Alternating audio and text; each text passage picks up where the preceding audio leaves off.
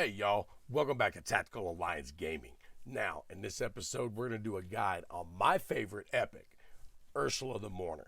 All right, this girl is just freaking awesome. Okay, on her skills, I mean, she's got it all. I mean, she's got 40% chance of decreasing target turn meter.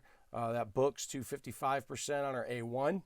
Her A2 attacks all enemies, 75% chance of placing a 50% decrease attack debuff for 2 turns, and a 50% increase attack buff on all allies for 2 turns. Okay, and that does book out to 100% if she's fully booked. She's got a revive with an increased defense and a 25% strengthen. Okay, and that's on a 4-turn cooldown. She also has a speed aura in Doom Tower by 40 or 24%. Holy crap, I can't talk. Crazy stream this morning. If you guys weren't there, you should be. Check it out at Twitch, Tactical Alliance Gaming over there. Also link in the description below. You guys don't want to miss that. As far as her masteries go, this is what I currently have her in. Definitely I've got her in accuracy. Didn't go Laura Steele on her, okay? But I did come down into lasting gifts, okay? I want to try and increase the duration of her debuffs, all right? And then I went down into Eagle Eye. I wanted to make sure I could get as much accuracy on her as I can for Doom Tower. I use this girl all over the game. I absolutely went down the defense tree because I do want to keep her alive. So I did go into Cycle of Revenge as well, okay? As far as stats go, she's not built top-notch by any stretch. There's definitely a lot more I could do with her, especially on the defense side. She's slow, but you work with what we work with what we got, right? That's the thing, it's not everybody has God-tier gear across the board for everybody. So we kind of work with what we have, all right? But she is absolutely a solid champ. All right, she's good everywhere in a game. Should be defense, HP. Okay. She's good everywhere. I use her all over the game. I use her in Doom Tower, which unfortunately I did during stream this morning, so I can't show you any runs there. I don't have any keys, but I use her here. I use her dungeons. I use her. I mean, this girl gets used everywhere. I don't use her in arena. She's not really an arena champ. She's good in dungeons with that revive. She's phenomenal in faction wars, which again I can't really show you. But she is a void, so it makes her a little bit more difficult.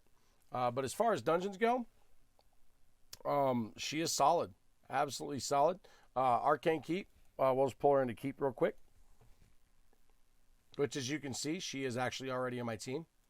So we'll go ahead and show her there in the Arcane Keep. It's going to be the same pretty much for all the dungeon keeps because she is void, so she's not negative affinity. She's actually neutral across the board with all of it.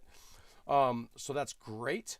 That actually works out really well for us because we can use her everywhere. And we don't have to worry about affinity issues. Not the crazy fast team. We'll go through probably wave 1. We'll get up to the boss, and we'll go ahead and run her there as well, and just kind of show that. We're going to go ahead and we'll skip through a bunch of this just because they're not fast runs. I don't build my teams with speed in mind, okay? I don't build them to run super fast. I run to be efficient, okay? I run to be, I run to be consistent. I'll take consistency over speed any day, all right? So we'll go ahead and fast forward from here. And we'll cut back in when we get to the boss.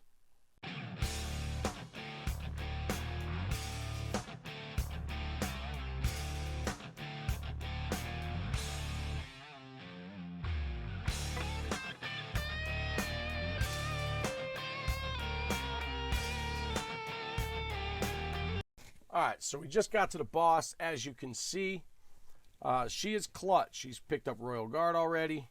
But she is absolutely clutch. Now, you can use, with this team, I know there's a couple gold in here, but I'm using Ghostborn simply because the dude, when he drops his defense, 1, it can't be resisted, 2, it freaking hits, all right? The guy can throw down, he hits pretty good, which is why I'm using him specifically on this team, okay? Now, She doesn't have a cleanse. That would be absolutely awesome if she did.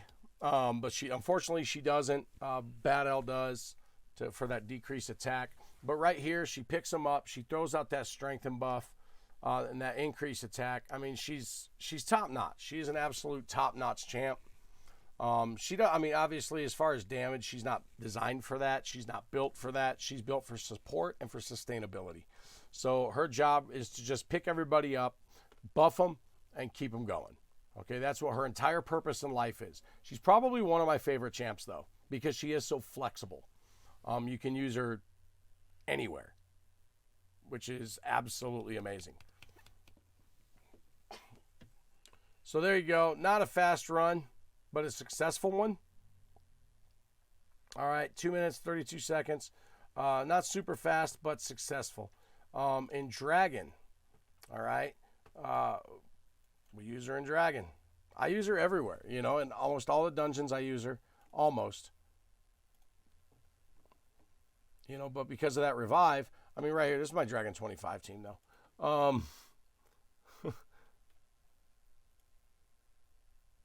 Dragon 20, she's still in there, too. So, I mean, actually, I could swap out Martyr, too, because that was from the guide yesterday. I don't really run Dragon 20 too much.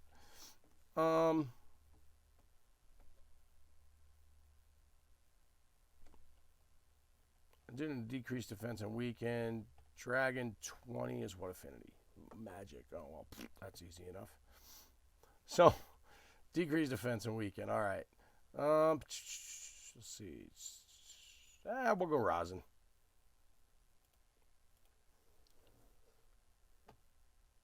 And actually, we're going to override that AI. We want him to do his A2 first.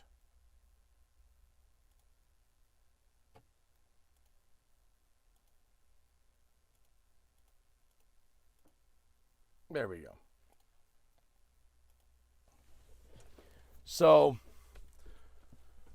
all right, so we'll cut back in now. All right, so Dragon 20, you know, again, I mean, she's absolutely phenomenal in here. I mean, she literally, she is good everywhere. She's good in Doom Tower. She is good in, I mean, you name it. You know, she is solid.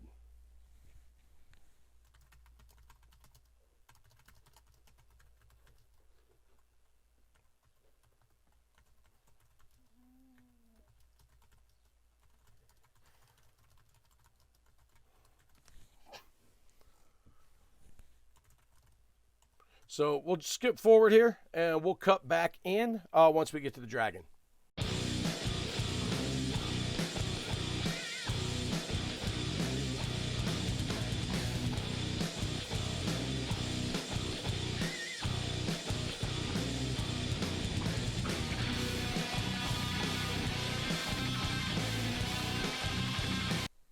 All right, so we're at the dragon. Everybody's still alive, as you can see. Royal Guards typically are always squishy. They're built for damage, not to survive. But you know, I mean, she's kept everybody alive. You know, she doesn't hit very hard, but she doesn't need to. You know, her job is keep everybody alive. Buff them, keep them alive. GG. You know, that Royal Guard actually, he sucks. I got to get some gear on him. I've got another one I could build out too, but I don't see the point of 3 Royal Guards. But again, you know, like I said, we're not speed farming. The only thing I really speed farm is Spider 20. But right there, I mean, as you can see, she did 25k in or 65k in healing, you know, and 86k in damage. Not phenomenal, but she gave my this Royal Guard right here, right in the middle. That's the one that went down. He went down there in the waves too, as you probably saw. She got him up, buffed him, got him back in the fight to make that big crack against the dragon. Okay, so that's what she's for. Okay, that's where she thrives. Doom Tower, I might be able to actually do something there. Let's see.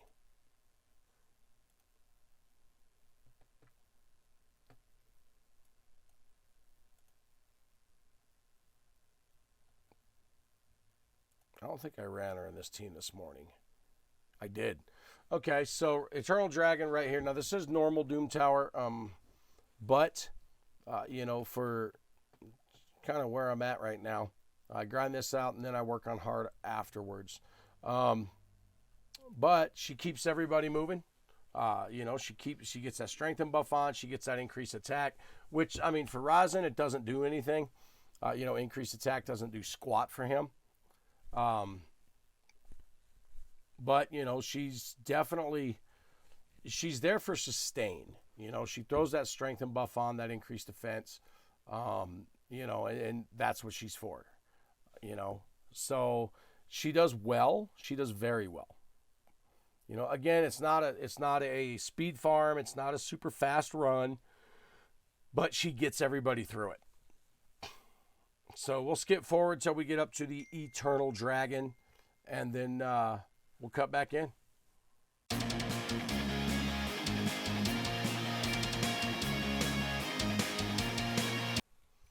All right, we're back in at the Dragon.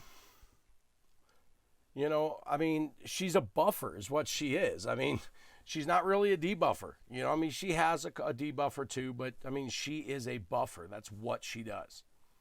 You know, so, I mean, it's really hard to go through all the dungeons and really say, you know, this is where she really shines, because she really doesn't shine in one particular area. She shines in a lot of them, in most of them. Not in Arena. I would not use her in Arena unless you've got some crazy, some crazy team.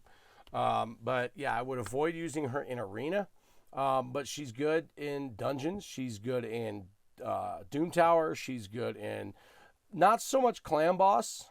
I mean, she could be if the team comp was right. I've actually never tried her in Clan Boss. My team's kind of weird, so it's really hard to move her in. But I wouldn't use her in Clan Boss. I might do a video on that later on, going through and actually build a team around her and try and use her in Clan Boss, see what we can do. But, I mean, she's definitely, you know, an absolutely solid champ.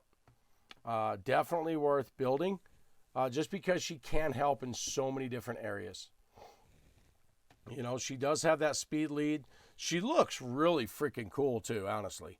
I mean, I really like the way the design on her. The aesthetic is amazing. That little staff or spear that she's got, that's pretty cool. You know, they definitely built her to look more like a mage.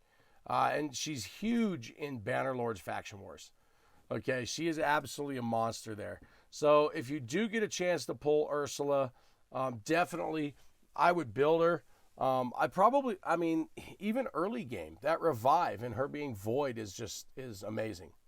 So there you go. There is Ursula the Mourner. She is absolutely awesome. She is probably, I would say, my favorite epic champion, at least at this point in the game.